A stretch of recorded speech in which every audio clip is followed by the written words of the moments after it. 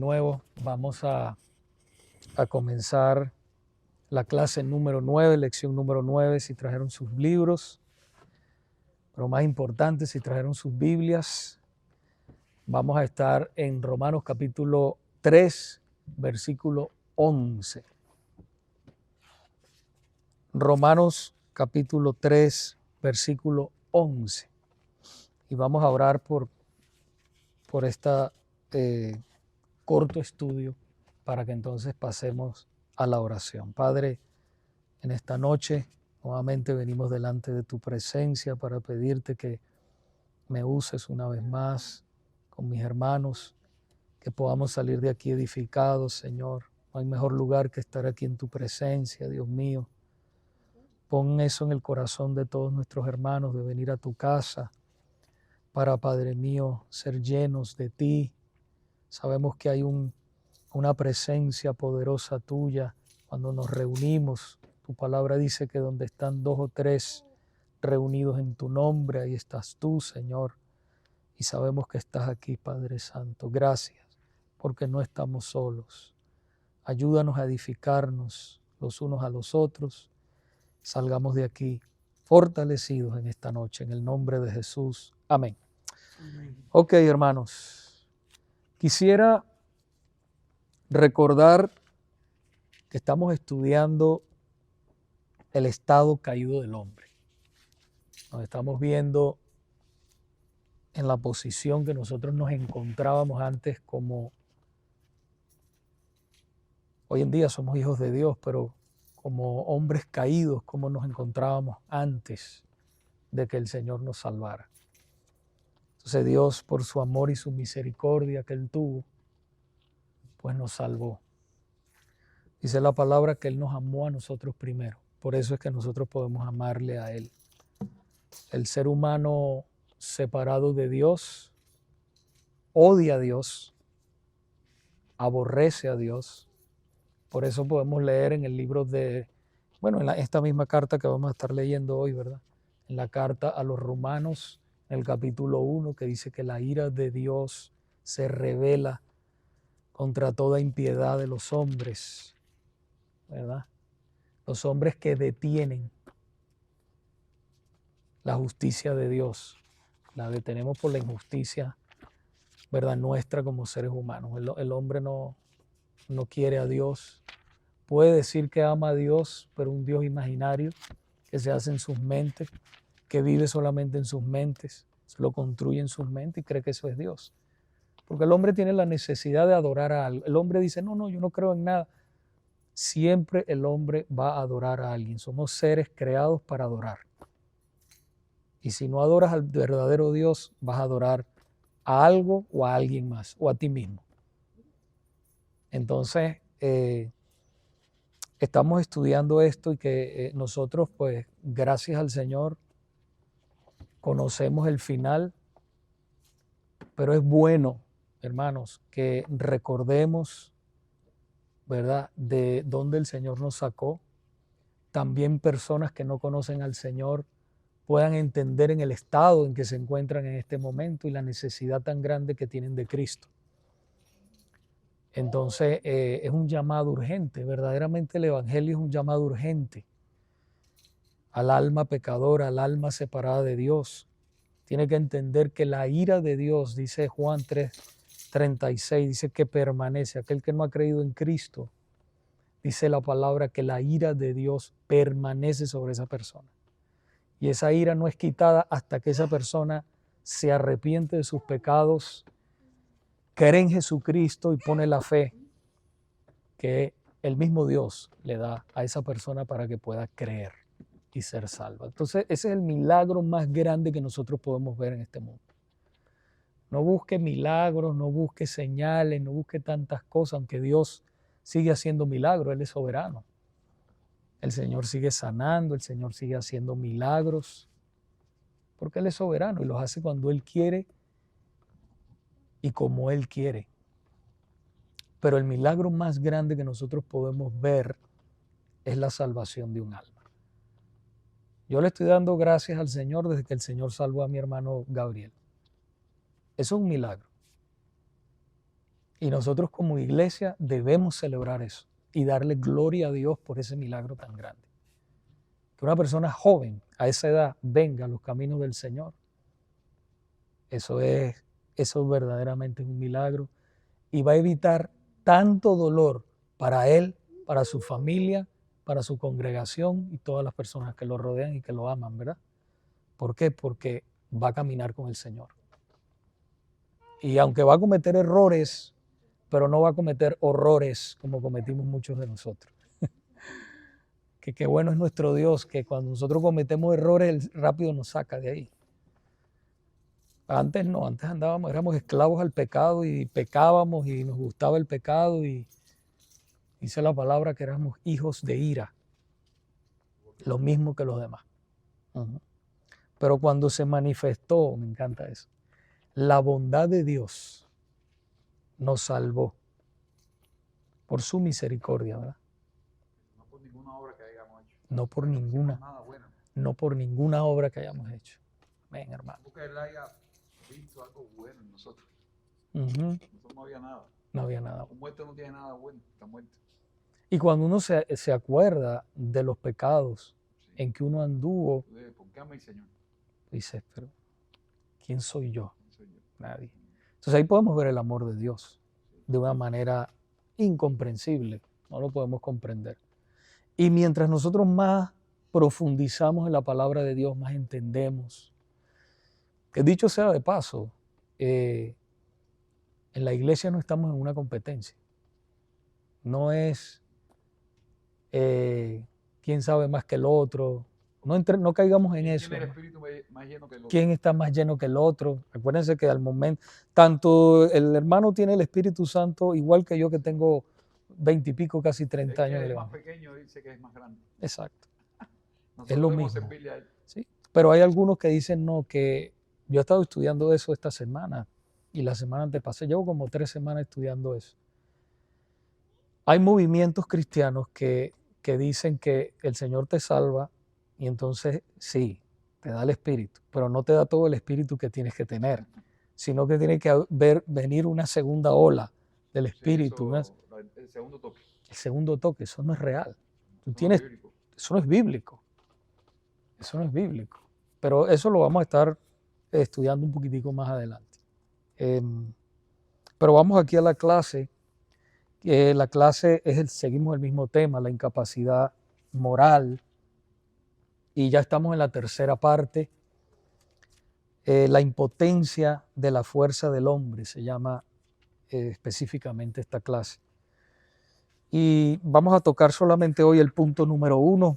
Podemos dividir esta clase en 3 partes. Y entonces dice, el hombre caído no puede buscar a Dios. No puede.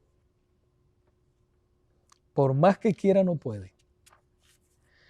Dice, vivimos en un mundo lleno de personas que se autoproclaman buscadores de Dios. Sin embargo, las Escrituras destruyen esta jactancia con una declaración muy simple. No hay quien busque a Dios. No hay. Romanos capítulo 3, versículo 11. Vamos a leerlo, hermano.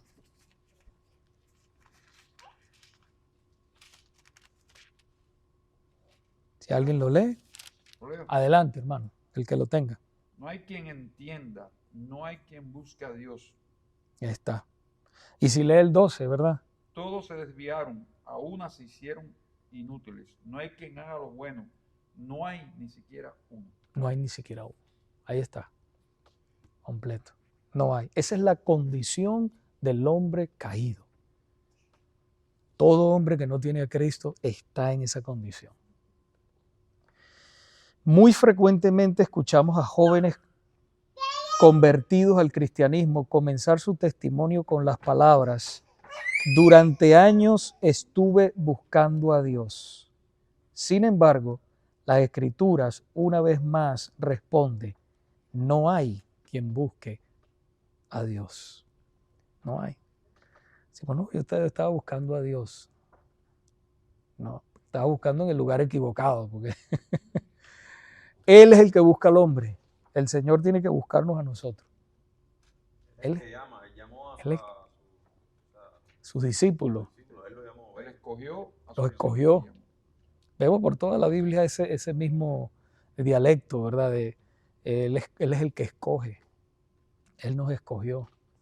El libro de Efesios, leamos ese libro. Ese libro te dice con... ¿Ah? Abraham. Los padres eran idólatras.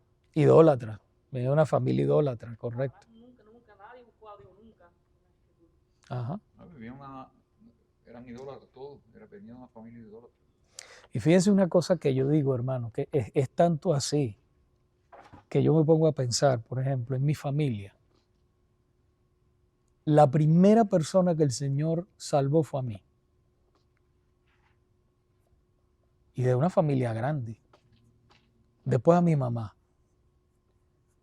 Después a mi hijo Anthony. Y todavía, bueno, faltan un montón, pero uno se pone a pensar por qué nos saca a nosotros, ¿verdad? Y igualmente seguramente ustedes los ha salvado así el Señor.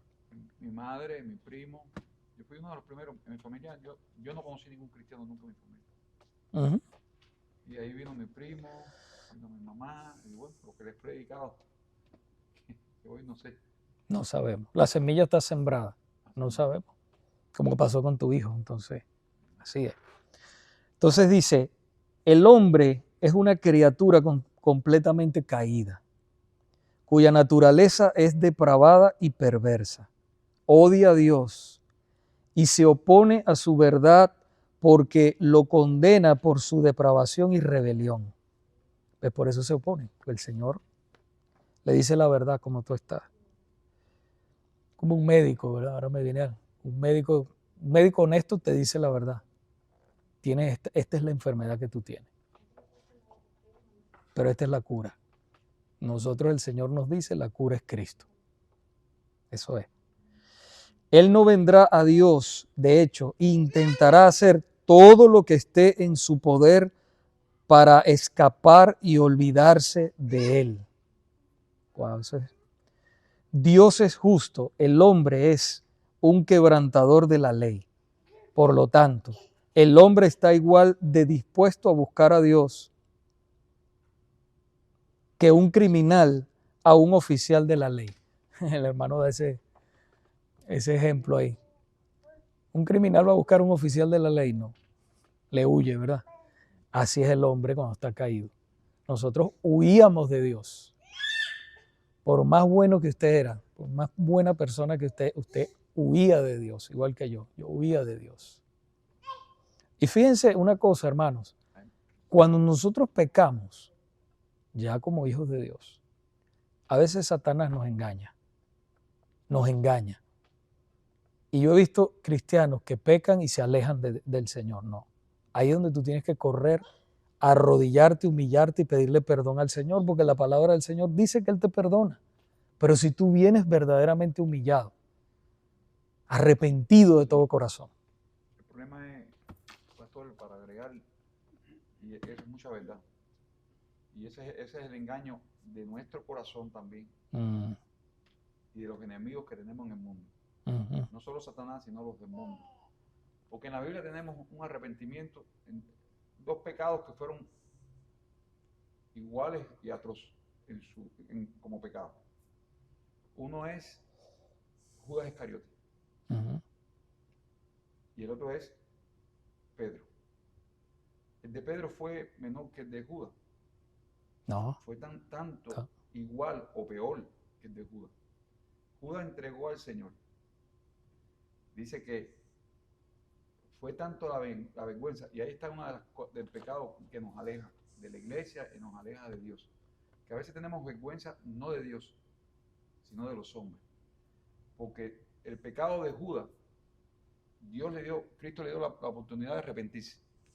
Con un beso se entrega al Hijo del Hombre. Cristo lo amó, le dio un beso, le dio una oportunidad como diciendo, mira, este asunto. Sin embargo, Él lo entrega. Pero fue tanto, dice las Escrituras, que Él fue avergonzado, pero Él no se avergonzó con Dios porque si no se hubiera arrepentido. Él se avergonzó de los hombres por lo que hizo. Tú sabes, ¿no? El pecado lo que trajo consecuencia dice que el temor al hombre pone lazo. Él se sintió como, wow, mira, este fue el que entregó a Jesús, este fue el que entregó. Y ese pecado fue tanto en él, pero él no se arrepintió porque no creyó en Jesús y se ahorcó. Dice que el texto dice que se desparramó. Ahora, vamos a Pedro. Pedro hizo lo mismo, negó al Señor, inclusive lo negó con maldición. Pedro. Y 3 veces. Y 3 veces, pero él lo maldijo. Yo no, es un maldito. Cuando le hablaron a Pedro, sin embargo, el Señor le dio una mirada a Pedro simplemente, y Pedro no se avergonzó por los hombres, sino se avergonzó por haber negado a su Señor. Y fue y se arrepintió. Amargamente lloró. Y el Pedro que a partir de ahí ya no fue más el Pedro que era anteriormente. Pedro cambió por completo. Pero ven los dos pecados. Y eso es lo que hace el pecado a veces. Si miramos a los hombres y al mundo, nos vamos a alejar de la iglesia. Vamos a tener temor. No. Dice, ¿quién acusará a los escogidos? A mí ese texto me encanta. Y cuando Pablo da todo lo que puede acusarnos a nosotros, dice, el amor de Dios. Nadie podrá separarnos. Nadie nos podrá separar de ese amor. ¿Y por qué? Dice, ¿por qué fue que murió? Sí. Por tu pecado. Así es. Ni la muerte, ni nadie, ni Satanás, el acusador, ni los hombres, nadie nos podrá separar del amor de Dios, que es en Cristo Jesús. En Cristo Jesús. Sí, y tenemos que tener mucho cuidado y no descuidarnos, porque es verdad que el pecado avergüenza y depende del pecado, ¿verdad? Porque hay pecados pero aún así, nosotros también como hermanos, porque dice la palabra que tengamos cuidado que no seamos nosotros también tentados. Vosotros que sois espirituales, restaurarlo con espíritu de mansedumbre, porque eso es hermoso, porque es que entramos igual por la misma puerta. Somos iguales. Sí, por eso tenemos que estarnos cuidando. Sí, claro. Yo digo que es importantísimo que nosotros nos congreguemos, porque uno se empieza a sentir, no sé si a usted le pasa, pero yo, por ejemplo, las luchas, todas las cosas que uno pasa, cuando uno viene a la casa de Dios y está con sus hermanos, uno sale de aquí fortalecido, grandemente. Ese hermano te da ese abrazo sincero, está orando por ti, se preocupa por ti. Eso es lo que es una comunidad de fe verdadera. ¿Ves? Y una de las cosas que hace el enemigo en nuestra carne es nos aleja. Nos aleja. Quiere que nos alejemos. Porque sabe que alejándonos nosotros podemos alejando mucho más de él. Ajá. Eso fue lo que hizo el pecado en Adán y Eva. Se escondieron. Se escondieron. En el momento que pecaron. Ellos tenían una comunión con Dios. Ni nada, ni de vergüenza, ni de nada. Ellos, con su creador, se llama que llegó el pecado y se escondieron. Así es. Y así actuamos, a veces actuamos. O sea, yo mismo en los mismos tiempos que ellos, me pasó igual. A veces por cuestiones, situaciones. Lo primero que hacemos es así. La cogemos con la iglesia. Nos vamos a la iglesia. O nos quitamos de cuestiones. Porque el pecado hace eso. Y yo me acuerdo, Eddie me dijo una vez, y me lo dijo así, me dijo, hermano, esa lucha la vamos a tener, pero aunque sea lo que sea, dile a tu carne, yo voy a ir. Óyeme, y así mismo, y tú vas y el Señor te habló. Y te levantas y dices, es verdad, Señor. O una palabra de aliento de un hermano, o una exhortación. Cualquier cosa Dios usa para levantar al quebrantado de corazón. Es hermoso, nuestro Dios es grande. A veces un abrazo te liberta. A veces. Vaya, estos tiempos modernos, una llamada de decir, hermano. Una llamada. ¿Cómo estás? Estamos orando por ti, estamos... Así es. Así es, hermano. Bueno, entonces para terminar aquí en esta última línea de la introducción, dice, si alguien genuinamente está dispuesto a buscar a Dios, es solo porque Dios está trabajando en su vida y trayéndola hacia Él. Esa es la verdad. Esa es la verdad total, ¿verdad? Entonces ahí podemos ver cuando una persona está ahí en la iglesia, viene a la iglesia, está empezando a venir a la iglesia, uno ve sentimientos que se están moviendo, que de repente llora, que de repente quiere saber, pregunta, uno puede ver esas señales en que Dios está trabajando en el corazón de esa persona. Entonces, tenemos que estar pendientes de eso para poder ser los instrumentos del Señor y ayudarlos. Ok, el punto número 1, estoy todavía en la página, la primera página de la lección número 9, dice: frecuentemente escuchamos a personas decir que son buscadores de la verdad o buscadores de Dios. Entonces aquí viene una pregunta. Dice: ¿cómo responden las siguientes escrituras a esas declaraciones?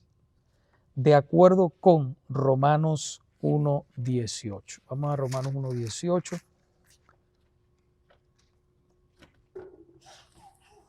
Vamos a ver si verdaderamente busca el hombre caído a Dios sinceramente. Esa es la pregunta, ¿verdad? ¿Busca el hombre caído sinceramente la verdad? Romanos capítulo 1, versículo 18. Porque la ira de Dios se revela desde el cielo contra toda impiedad e injusticia de los hombres que detienen con injusticia la verdad. Entonces ahí podemos ver esa palabra. Si usted tiene su libro y quiere compartir, si puso algo ahí. Fíjese que dice: porque la ira de Dios se revela desde el cielo contra toda impiedad e injusticia de los hombres que detienen, esa palabra ahí es clave, que detienen, los hombres detienen con injusticia, esa otra palabra clave, con injusticia, la verdad. La injusticia de los hombres obstaculiza la justicia, la verdad de Dios. Por eso Dios se revela con ira en contra de los hombres. ¿Okay? Fíjese la nota lo que dice. La nota dice: la palabra detienen. Estamos en la página 66.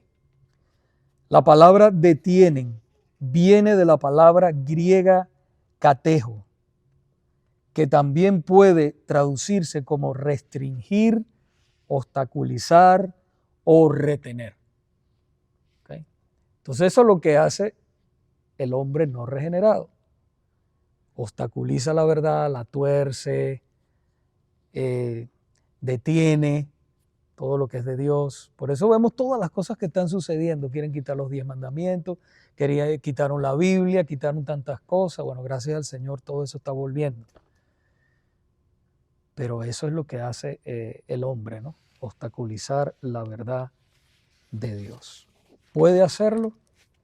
¿Puede el hombre hacerlo? No, si lo vemos, o sea, en el sentido de lo que está haciendo. Dice que ellos detienen con injusticia. Sí. La verdad, lo pueden hacer. Sí, para ellos, claro. Ajá, pero el poder de Dios es soberano y él. Claro. Uh-huh. Él va a adorarle en su justicia como él quiere, pero en realidad lo que está diciendo es lo que estamos viendo hoy, por ejemplo. Los líderes políticos hoy deberían actuar con justicia, pero ellos detienen la verdad de Dios con su injusticia. El matrimonio, no hace falta el matrimonio. El homosexualismo. Dios dijo varón y hembra, y ellos dicen no hace falta varón y hembra, el amor es este. Entonces ellos cubren la verdad de Dios con esa injusticia, la solapan. Correcto. Con su Dicen amor es amor, no el importa amor cómo. amor. Entonces está correcto, no está correcto, porque tenemos que verlo desde el punto de vista quién es nuestro legislador. Es Dios, no son los hombres. Él fue el que dio los mandamientos al hombre. Por eso que dice Pablo, ellos detienen con injusticia la verdad de Dios. Así es, hermano. Entonces dice, de acuerdo con Romanos 3:11, ¿busca el hombre caído sinceramente a Dios? No, claramente dice que no. ¿Tiene el libro? No, Gabriel no lo tiene, ese libro no lo tiene. Yo le di uno. No, el azul grande. Oh, voy a pedir uno. Oh, ok, disculpa, hermano, te voy a pedir uno. ¿Cómo no? Ok, entonces, por eso no hay quien busque a Dios. Ok, la nota dice, la palabra busque viene de la palabra griega eseteo. Ex igual a desde, fuera de más seteo, buscar, en griego, ¿no? También puede ser traducida como buscar, inquirir o investigar cuidadosamente. Obstaculizar. Okay.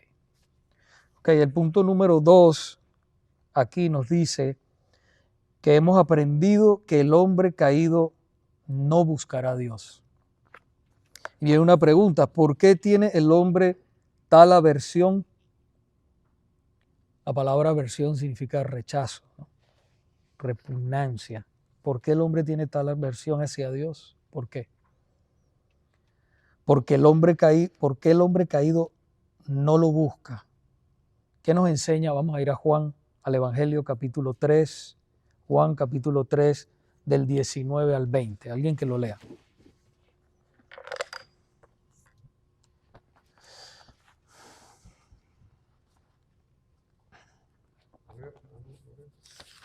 Sí, el que lo tenga, léalo. Y esta es la condenación, que la luz vino al mundo y los hombres amaron más las tinieblas que la luz, porque sus obras eran malas. Exacto. Entonces, la pregunta para responderla es, ¿qué nos enseña? Que los hombres amaron más las tinieblas que la luz. Porque sus obras eran malas. Porque todo aquel que hace lo malo aborrece la luz y no viene a la luz para que sus obras no sean reprendidas. ¿Okay? No sé si ustedes, yo sé que sí lo han experimentado, ¿verdad? Como cristianos. Cuando usted llega a un lugar donde no hay cristianos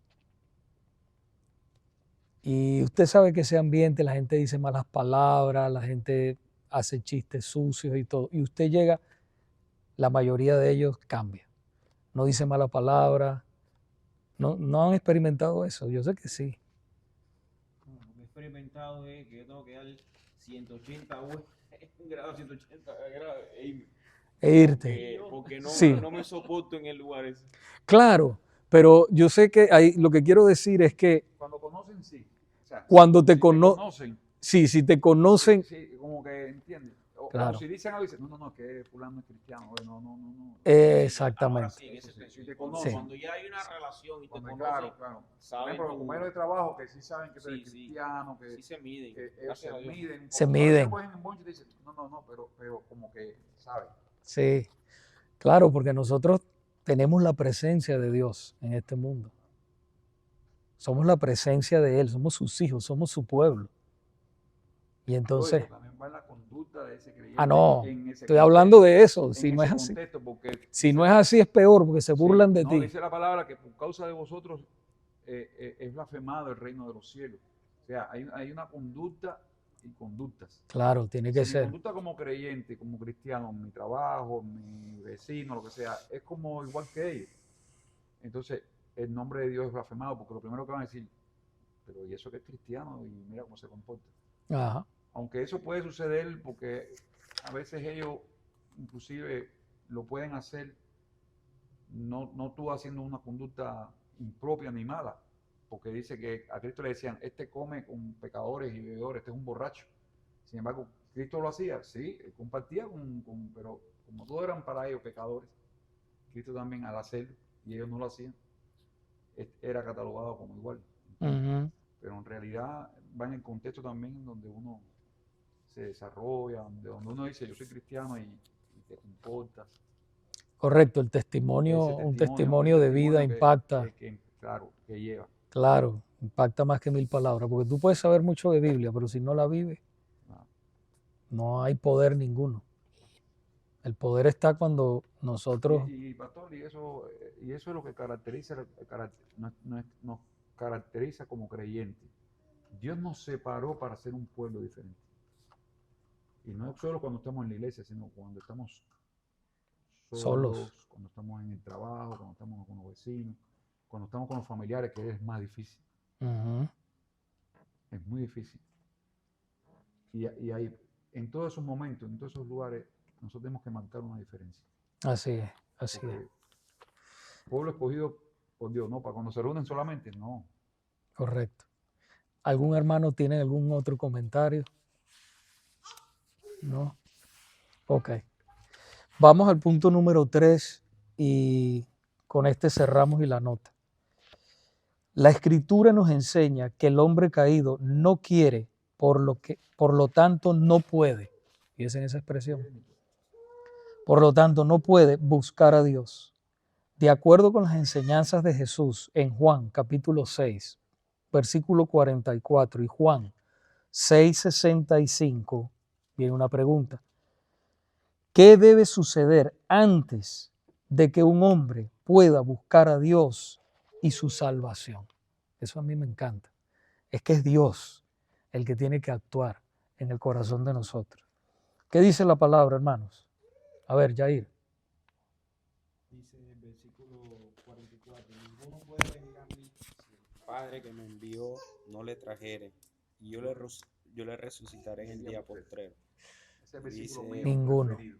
Dice 65, y dijo, por eso os he dicho que ninguno puede venir a mí si no le fuere dado al Padre. Correcto. Entonces el Señor tiene que intervenir antes que alguien pueda venir a Él. Por eso está mal dicho, ¿verdad? Cuando decimos, no, cuando yo me entregué al Señor, está mal dicho.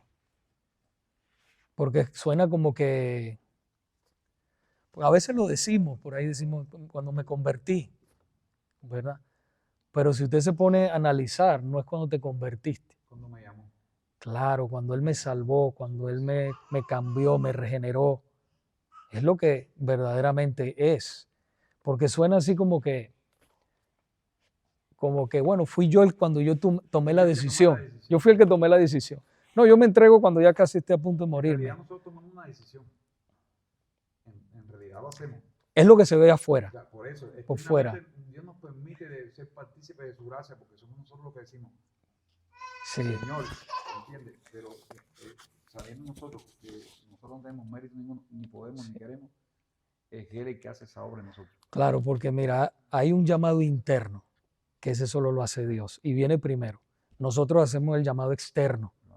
Por Hacemos el llamado externo y la gente eso. Él responde, limpia pero primero ya, lo de adentro, Él limpia primero lo de adentro y claro, luego dice, él, ahora te voy a hacer partícipe de mi gracia. exacto. El primero tiene que regenerar. Fíjese lo que dice la nota y con esto concluimos para orar. Dice, la palabra trajere.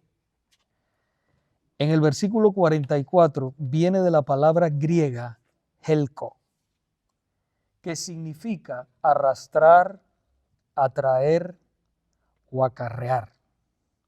Los eruditos del griego lou y nida dan este significado a la palabra, arrastrar o empujar con fuerza física.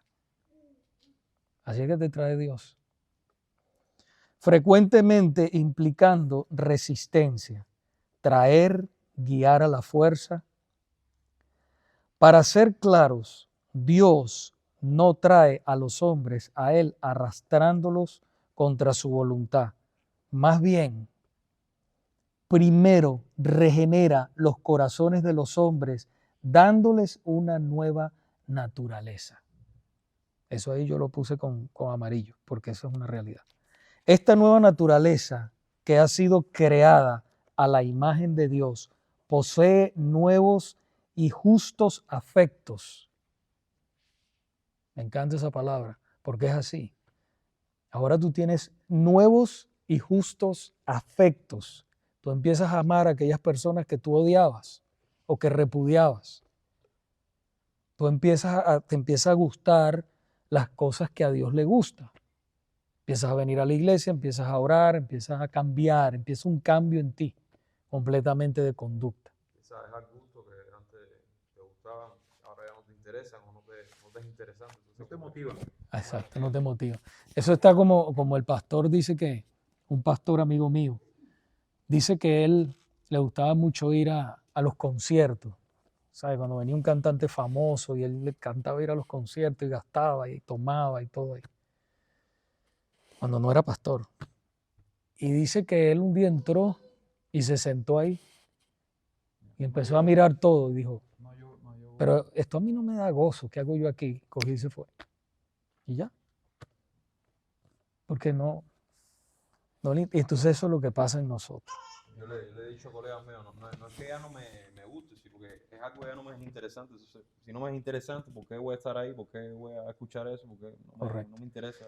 Sí, y hay veces que hay que tener paciencia, hermano. A veces no siempre. Sobre todo cuando las personas vienen al Señor. Hay que tener paciencia porque el camino de la santificación es un camino de toda la vida. Y unos crecen más rápido que otros. Ahora, lo que yo sí estoy seguro de que cuando el Señor salva un alma, no importa el vicio que tú tengas, no importa, si te salva, verdaderamente eres salvo, el Señor rompe esa cadena. La rompe, hermano. Yo creo que esas son las marcas de un verdadero creyente. En que ya tú no te deleitas en aquello, en lo que antes tú disfrutabas y ni siquiera te generaba conciencia. Así es. Ahora tú lo repudias, incluso con ese remanente de pecado que te queda, tú batallas con ese pecado que tú no quieres, aunque tenemos la ley en nuestros miembros que muchas veces nos lleva cautivo, tú realmente Cautivo. y tú tienes esa lucha, pero ya tú no te deleitas. Así es. Ya no te gusta, ya tú lo odias, Ya tú no te, como dice la escritura, no te mofas. Exacto, ya tú no te mofas de tu no te pecado. mofas en el pecado. Uh-huh. No lo rechazas.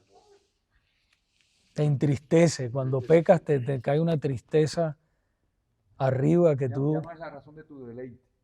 Uh-huh. Así es. Bueno, hermanos, y entonces aquí al final dice, esta nueva naturaleza que ha sido recreada a la imagen de Dios posee nuevos y justos afectos que entonces traen irresistiblemente a estos hombres a Cristo. Y ese es el llamado irresistible, ¿no? La gracia irresistible.